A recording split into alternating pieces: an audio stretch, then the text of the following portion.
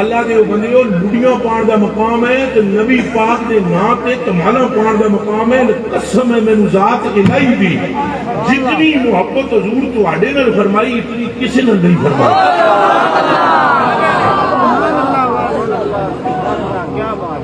اے میں قرآن تے ہاتھ رکھ کے آدھا کہ بلا اتنی محبت حضور علیہ السلام نے فرمایا.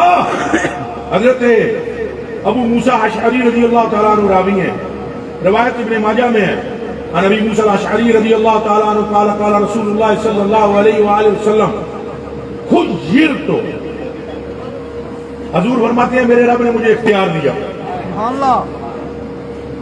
کہ دے میں اس وچ کہ اگر تو چاہنے محبوبہ نہیں یدخلا نصف امتی الجنہ, یہ محبوبہ تو آدھا ہے تو داخل کر دیا تیری ادھی امت جنت وچ جہدے تو کوئی حساب کتاب نہیں ہوئے گا, یا پھر شفاعت لے لے.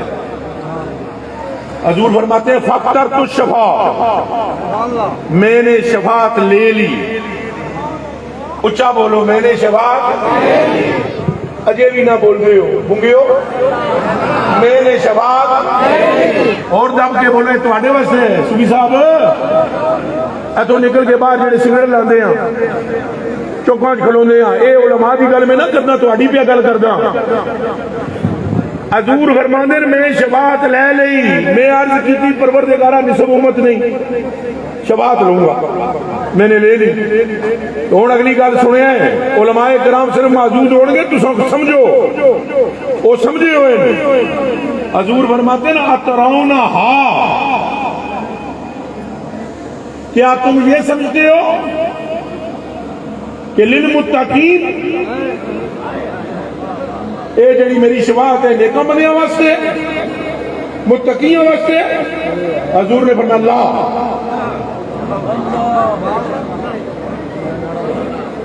کیوں جی علماء کوئی گل غلط نہ کر رہے ہیں؟ اے علماء بولو بھائی گل غلط نہ کر رہے ہیں, حدیث شریف کوئی میں غلط نہ پڑھ رہے ہیں. اے بولیا جی کوئی غلطی کرو تو میں نے ڈکیا ہے. فرمایا لا, اس لیے اعلیٰ حضرت بریلوی کی روح تڑپی اور آپ فرماتے ہیں ایک میں کیا میرے سیاں کی حقیقت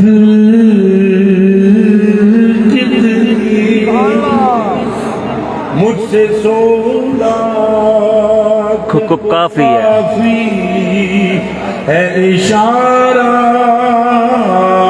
تیرا. خوارو بیمارو خطاوارو سزاوار ہوں میں, رافیو نافیو شافی لکبا کا تیرا. میری تقدیر بری ہو تو بلی کر دیتے ہیں, ماں وہ اس بات کے دفتر پہ کروڑا تیرا. میرے کلیجے کے ٹکڑے ہو, حضور نے فرمایا متقی کے لیے نہیں ہے وہ. حضور کس کے لیے ہے؟ فرمایا لکنہا, ترجمہ علماء آپ سمسن, وَلَكِنَّهَا لِلْمُذْنِبِينَ الْخَطَّائِينَ الْمُتَلَوِّثِينَ.